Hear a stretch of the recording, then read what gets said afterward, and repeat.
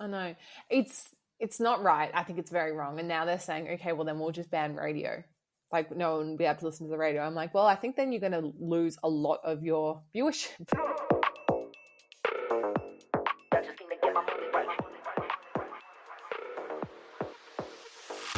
I'm Elle. And I'm Pat, and we are Paddock 43. And this is your F1 fix. Hello. Hello, Miss Eleanor. Patty. Actually, you don't like that I call you Eleanor. I know, you called me Eleanor before because I got in trouble. Yes, you did get in trouble. You absolutely got in trouble. I'm going to tell the listeners, and they're probably going to agree with me. Okay. Elle has a lovely new iPhone, and she scratched it. She hasn't got a case on it, so I'm not happy. It's only 15 days old as well. I've already scratched the screen. Only 15 days old. But hey, we're virtual. We're virtual, and it's only for this week because I'm all over the freaking shop this week. You are. I am in Melbourne for less than 24 hours at the moment. I've been in Brisbane and Sydney, and then I'm heading to Adelaide and then Perth. So it's a big week. It's a big week. Lots of photography for Miss Universe, if anyone's wondering what that's for, but it's for that. Yes. Yeah. And it's a bummer because I've got a fun little whip. Should I say fun large whip that we could have recorded in. A very large whip, because you're heading away somewhere. You're taking one for the team. You're going somewhere very, very special. I am. I'm going somewhere which will be discussed next week.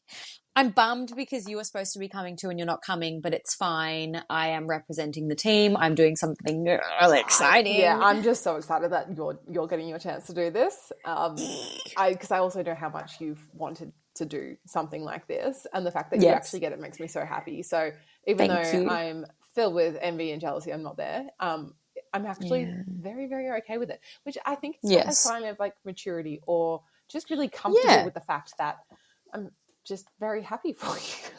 I think so. I think so. I feel like when everyone finds out what it is, they're going to know exactly what it is. Yes. And then they'll be like, we get it. Yeah, we get it. Yeah, I think it's like that same feeling when I missed out on the motorbikes, and I was like, but I was very, well, actually, first of all, I was like, don't be a pussy, you're doing it. Because when you were like, I don't know if I can do it, I'm like, no, you're doing it. But I was very happy for you and excited. But I was like, oh, such a bummer because I'm driving around in a new car this week and we could have recorded in it, but that's all right. We'll have to get our hands on it another time. Yeah, another time.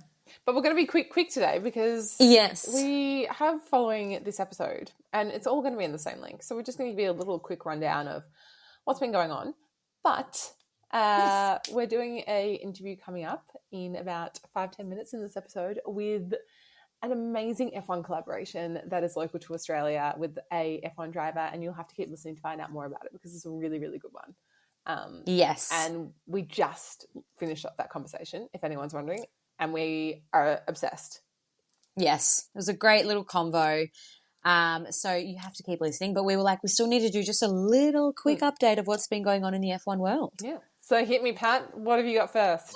Well, I was going to ask you, have you seen, because now that there's more photos out of all the liveries, and you can actually sit with it and look, have you seen anything else that you like, dislike? I think I haven't seen much because I've been on photo shoots like the last, I don't know, since Friday last week.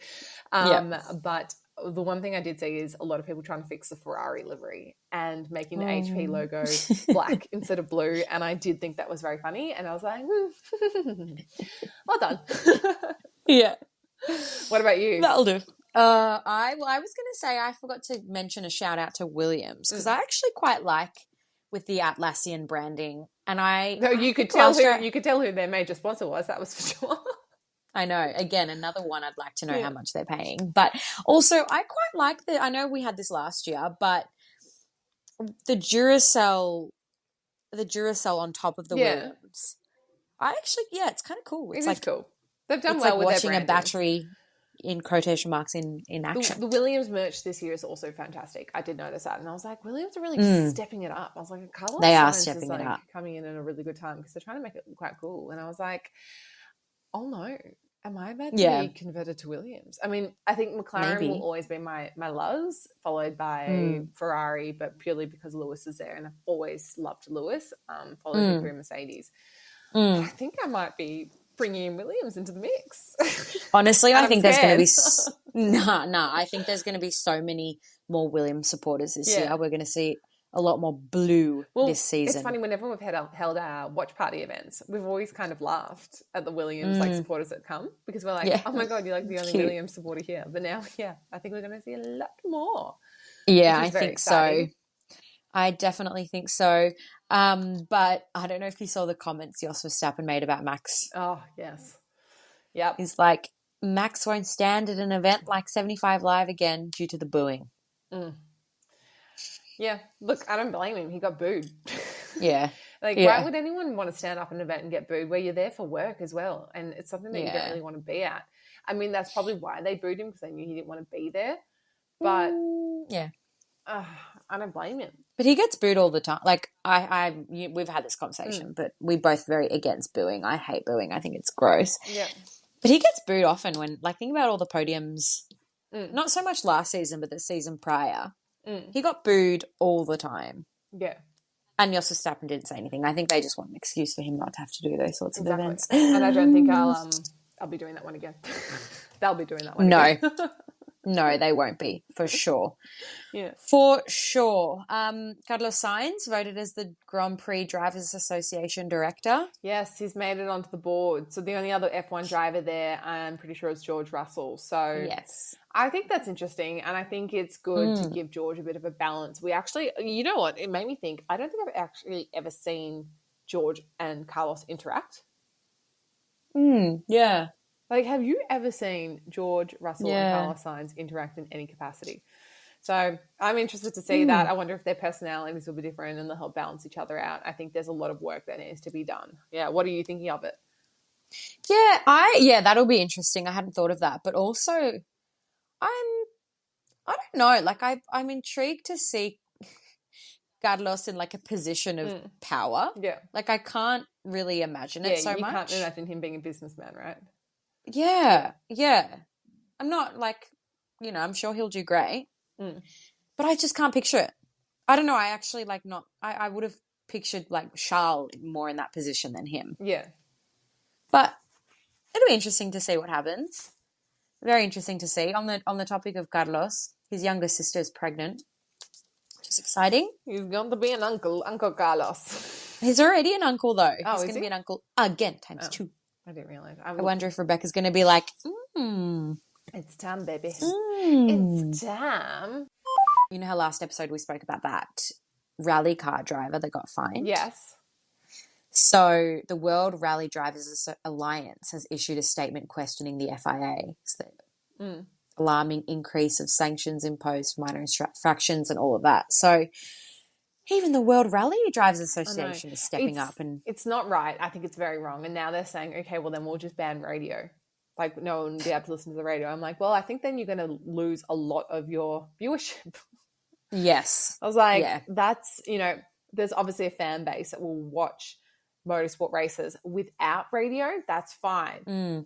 And they might just listen to the commentators, or they'll watch it with nothing and they just purely watch it. But there is a huge chunk of that fan base that are listening purely because of the radio conversations, because they want that intel. It gives us behind the scenes, and we have Netflix thank for that, essentially. Yeah, because Netflix invited us into the behind the scenes, and now we want more, because if you cut it off, you're cutting off everything else.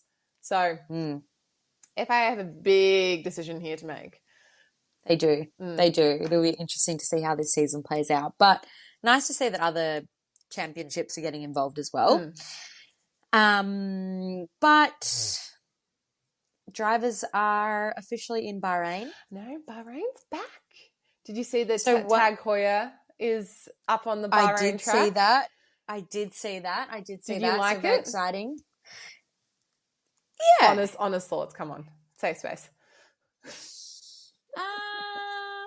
I don't know. I'm just not used to it. I think, like, the Rolex sign is super elegant. Okay. Yeah. Not to say it's not elegant. It just looks a little bit more sporty rather than, like, classic and chic. Yeah, I'm 100% with you on that. It doesn't feel as sophisticated, luxe, and iconic. It's still nice, but it's more still nice. masculine now as well. Yeah. I think. It gives a real masculine energy and ooh. I don't know. Maybe we'll get used to it. We'll get used to it. We have to get used to it. Yeah, we have to. We've got no choice. That's a big one. That's a big one that we're going to notice the difference. That'll be on the track. Yeah, time will tell. But once this episode comes out, I think testing will officially be well and truly underway. I know. Will it? Wait, time difference, because testing is on Wednesday. Actually, no. I think 24 hours after. Yeah, we still have 24 hours. All the drivers are still arriving at the moment. So, yes. I'm excited. I'm excited to see the So am I. I'm so excited. Do you have any predictions for testing? No fucking predictions. Do you? Yeah. No, I'm just really, like, obviously so excited to see Lewis, but I'm also really excited for the rookies. You know what, actually, and we didn't put this in our notes, but I'm also excited to see Jack doing performance testing, because two things here that I'm starting to feel really bad for the guy. Obviously, we know all about, like, that he's really only contracted for 5 to 6 races, and Franco's really going to be the driver. Something's going on there.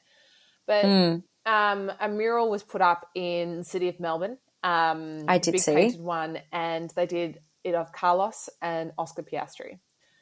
And it made me think, you've got 2 Aussies. Why didn't you do Jack and Oscar? I didn't even notice that on the mural. It's just those 2, and they're copying a bit of backlash, I think, online, of just that it's a bit wrong to complete. Like, and then also during the F175 and all the interviews lately, everyone's just been asking Jack, how do you feel about Franco coming into your seat? Rather than how do you feel? Like, it's almost, they're tainting his rookie season. Yeah. And I'm feeling for the guy. Like, it's, especially the mural thing in your home, the home mural race. thing.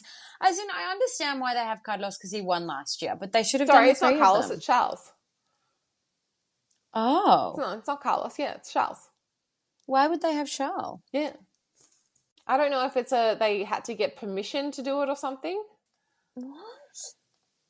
Charles win last year. Now I've had Carlos won. Yeah. Yeah. What? Why would they do Charles?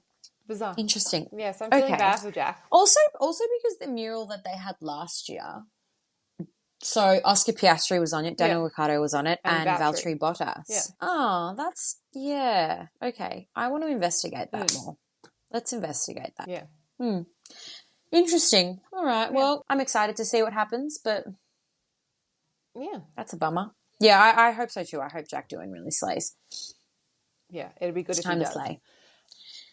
But finishing off, that's about all the news. But red flag and green flag of the week? I have the best one, and I've been holding off telling you this. Oh my God. Tell me. Okay. I'm in Sydney yesterday.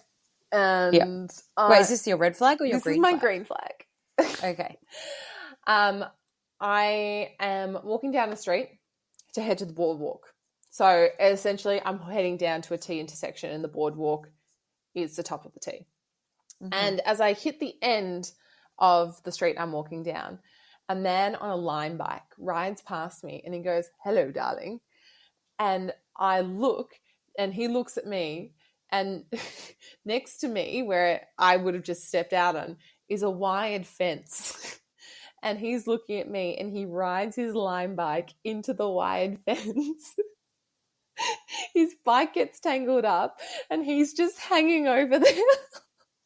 Oh my God. Like a caught tuna. Oh my God. And he can't move because the bike's for being a weirdo. The bike's stuck.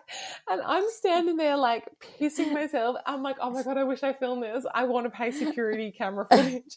Because he's literally just like, he's riding, looks at me and goes, "Hello, darling." And as he's still looking, he hasn't looked ahead to see that there's a fence. Karma. He's hanging over the fence. His friend is having to lift him up because this guy can't even move. Was he drunk? No. Oh.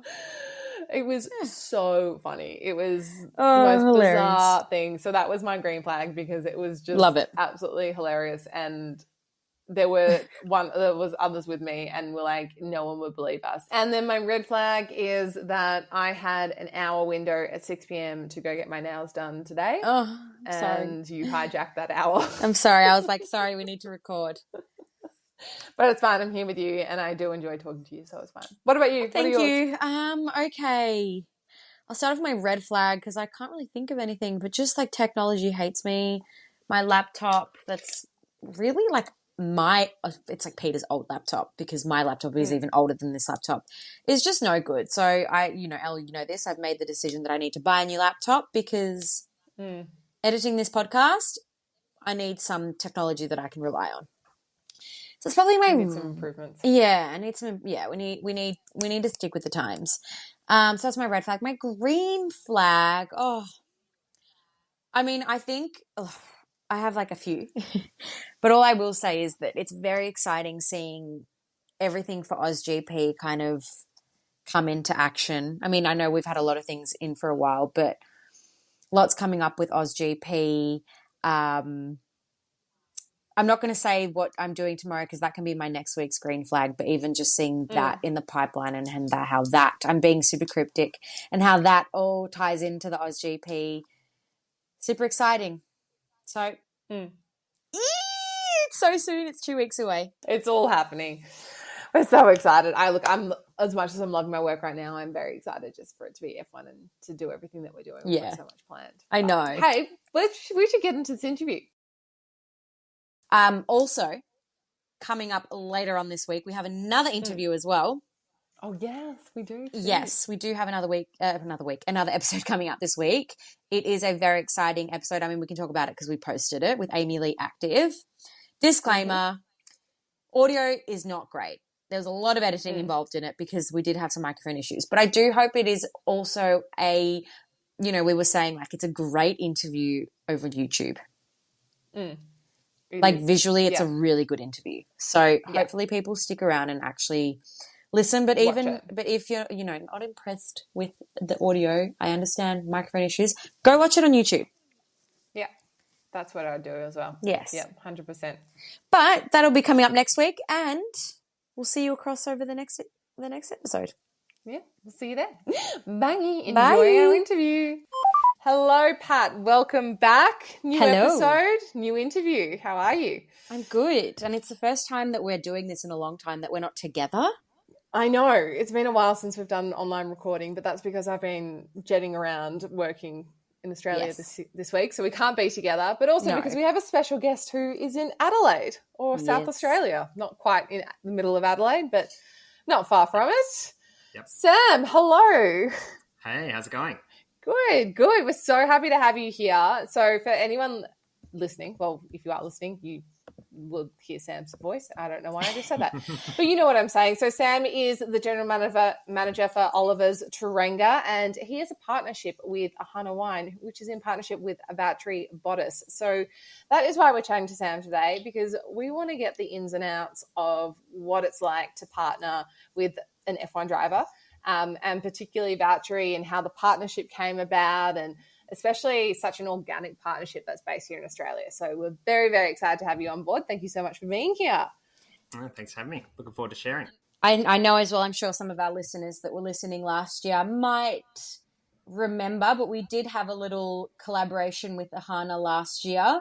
We were literally just talking about this 2 seconds ago, how I was very pregnant and I wasn't able to try the wine. So very excited to get my hands on some because I know that all the feedback we had was so positive.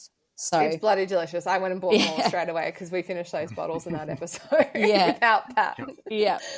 She just had to sniff them, so I can highly, highly recommend. Yeah. I actually think this sounds bad, but it's a long week and it's like Vegas the whole week. I did have some for breakfast one year last year.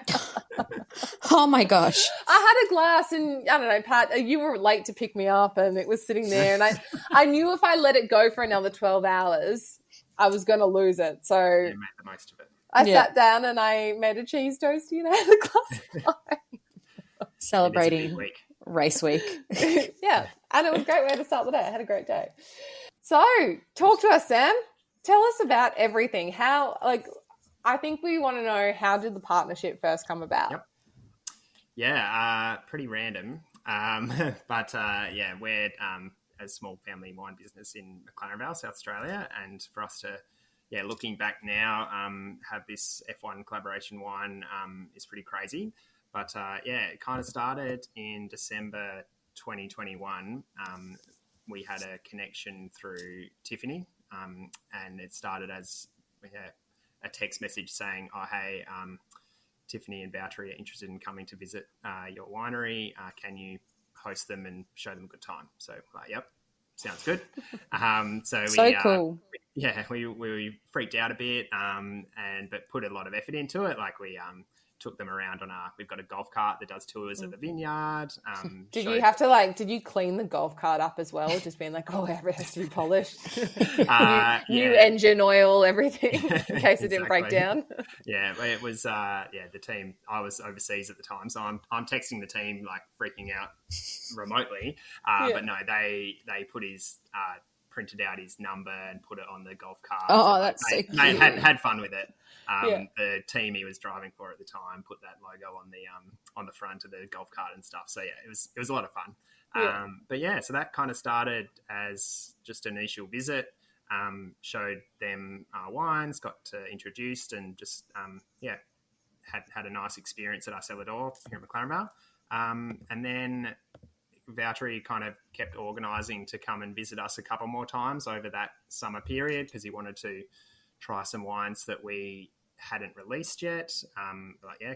We can dig some of those out. And also Karina, my cousin, our winemaker, she wasn't there for the first meeting, so they wanted to meet her as well.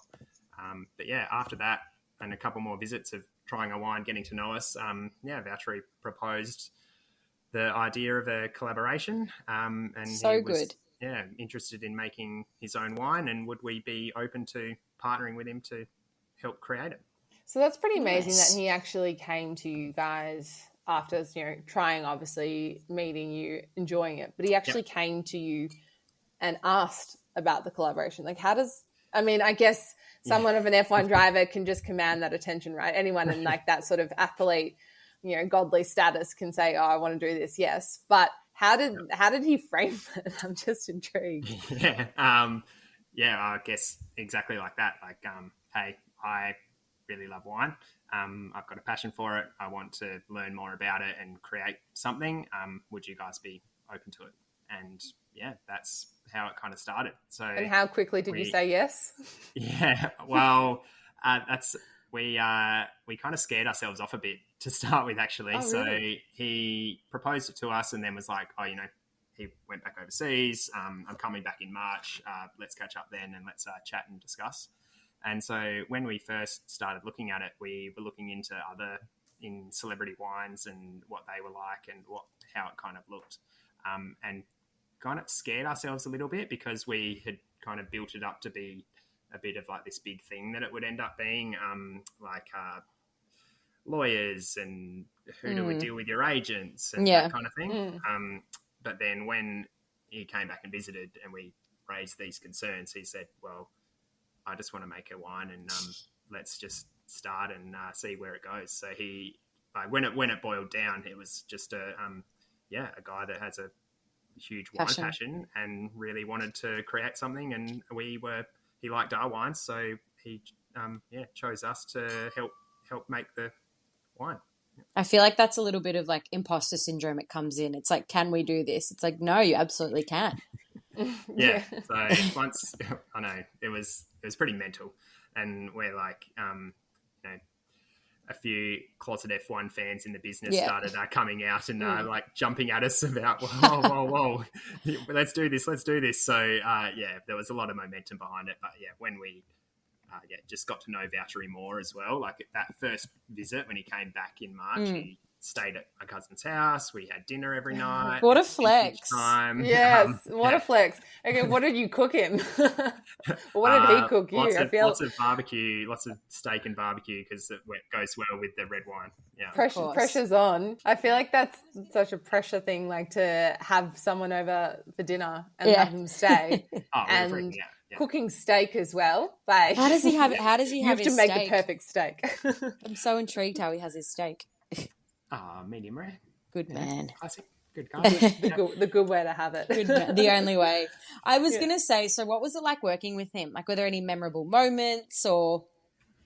Yeah. So in that first, like, as we were we actually almost had locked the wine down early because that's what the blending was involved in.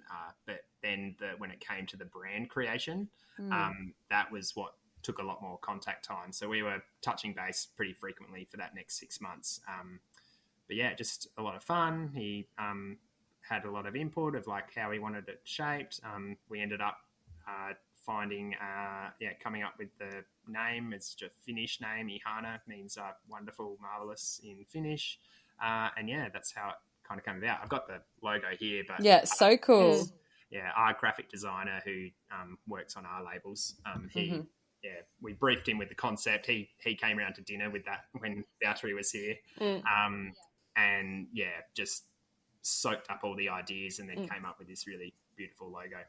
I think I remember. Wait, can I go off my memory and then you can correct me?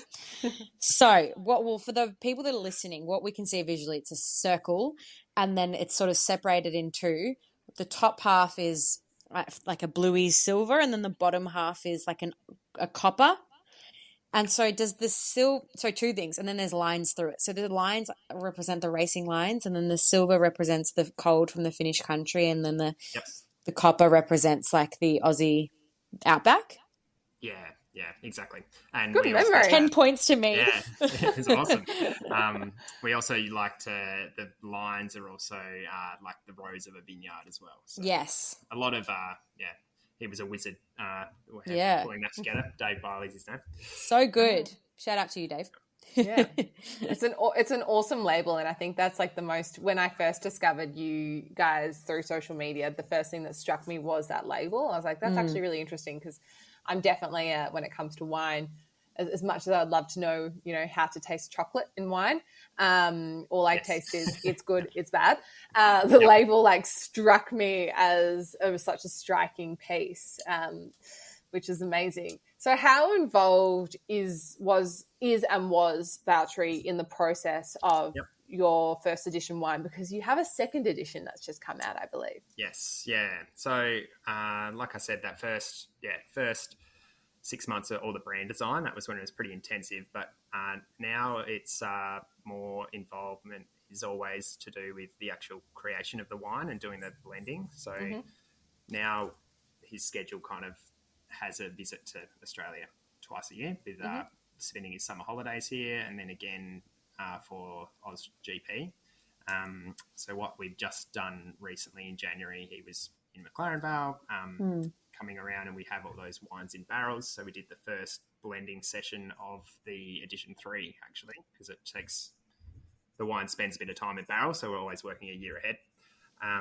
So what that involves is Valtteri and Karina tasting through 12 different wines, which are all individual parcels of Shiraz fruit that we've turned into wine, and then identifying the parcels which will make up the final blend. So wow, that's what the effort requires. And I got to sit in on it this year, and it's pretty amazing how they're identifying the different notes and picking out the different flavors, what they want to create. And then once they narrow down to the blocks, then it's about finding the percentages of each one. So it's like a lab test tube experiment, mixing up, okay, half of this wine, half of this wine. What does it taste like? Okay, let's try something different. Let's scale it this way, scale it that way. It's really, intensive, and they're getting pretty good at it. Valtteri's, learning a lot. He had such great experience due to his passion of wine and his ability to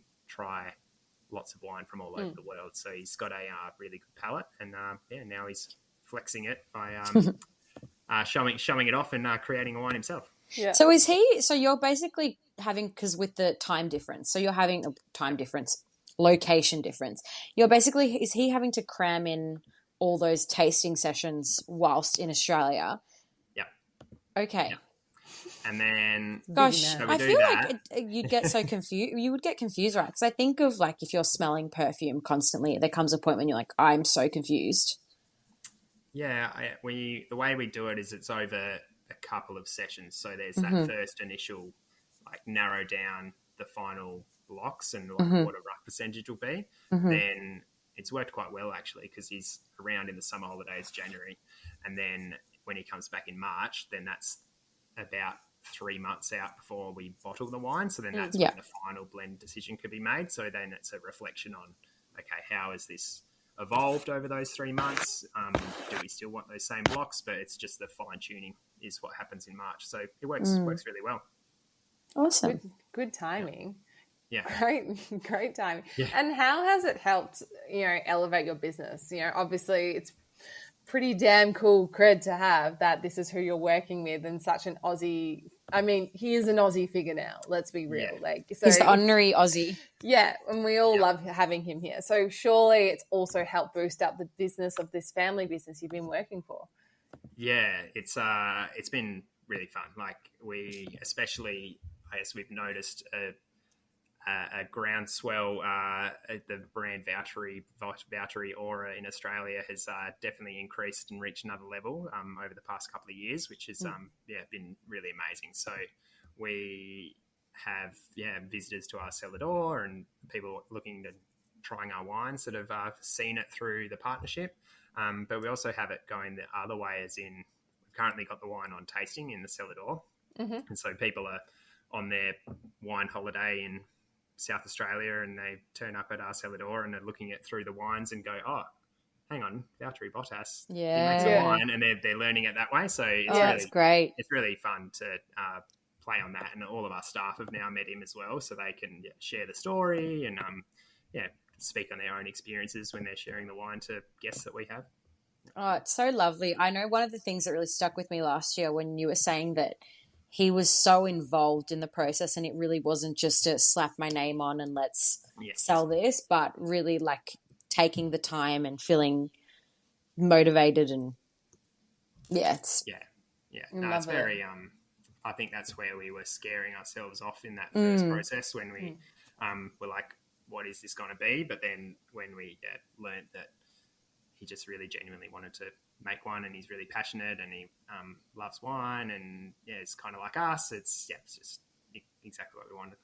I honestly cannot think of another F1 collaboration with a business that is as authentic and genuine as yours. And I think that's what's so exciting about it. And also that when people do discover it, it makes it even more special because it's kind of a if you know, you know type situation, which is what I love about it. And that's why we wanted to speak to you because we're like, this is amazing. Like you have, it's a small business. It's a local winery in Australia and you've got this, awesome partnership going on. Yeah. And who doesn't love wine? Yeah, exactly. It's pretty cool. I think that it comes down to Valtteri's a person. Like he's just so genuine, really down to earth, wants to invest his time in things that he loves, and we helped him create a wine, and it's been really great. I love it. Where can people find you guys? Obviously, you've said like people can, if they want to fly over to Adelaide, then they can find you that way. But where else? If someone's sitting in Sydney and they want to try a wine, where can they find you? Easiest spot to guarantee we can get it is online, so ihanawine.com. We ship it all out of here in McLaren Vale. We've recently opened it up to some distribution though, so it will be available in some bottle shops, but I'll have to get back to you with a list of those. But that's going to be exciting. So some good boutique bottle shops have taken it on, which is really awesome. And what's happening this year? What are we thinking for AusGP predictions? What's happening with Ihana? Give us the lowdown. AusGP predictions. Piastri win. Love it. But I think a lot of excitement around obviously Lewis with Ferrari, so many storylines this year with the new lots of rookies on the grid as well, so that's going to be pretty awesome. Ihana wise, we've got edition 2 at the moment, working on edition 3 as we speak. We're looking at a couple of races overseas that will be releasing Ihana to new markets. And, amazing. We can tack on a visit to the Grand Prix while we're there, which has been a great advantage of this experience too. Fantastic. Amazing. Yeah. Well, hopefully we see you at the AusGP this year. Sam, thank you so much for jumping on and having a quick chat with us about the partnership. We're just so excited that, you know, this is something that's happening for you and the business, and we can't wait to see it go even further. And we can't wait to see what's next. Yeah, literally. Literally, we'll see what's next. So thank you so much. Thank you, Sam. Right. Thank you for having me. Thanks. Thank you. Bye.